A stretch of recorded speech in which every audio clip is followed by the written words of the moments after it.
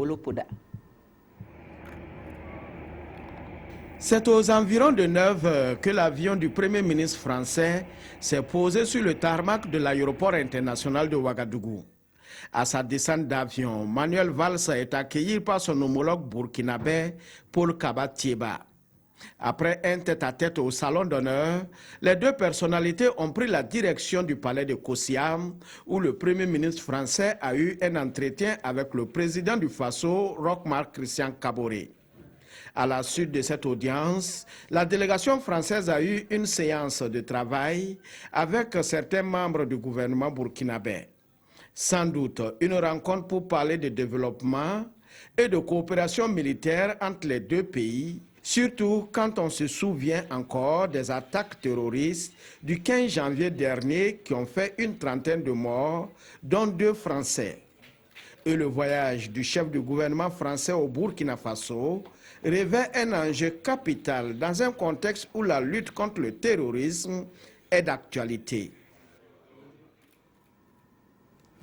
Au programme donc de cette visite du Premier ministre français, il y a eu cette séance de travail entre les deux délégations et une signature de convention, d'une convention d'environ 9 millions d'euros pour le financement de secteurs vitaux comme l'éducation.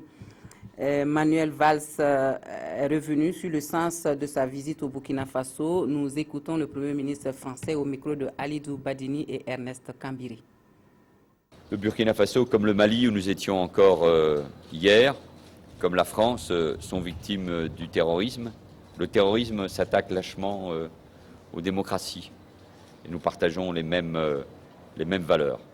C'est pour cela que nous devons renforcer notre coopération en matière de renseignement, de formation des forces de sécurité, des forces armées.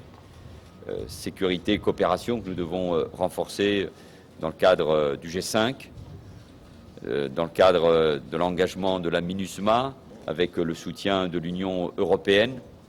C'est un préalable pour conforter la démocratie et pour permettre le développement humain, économique et social. Et c'est les sujets que nous avons évoqués avec le président et avec son gouvernement.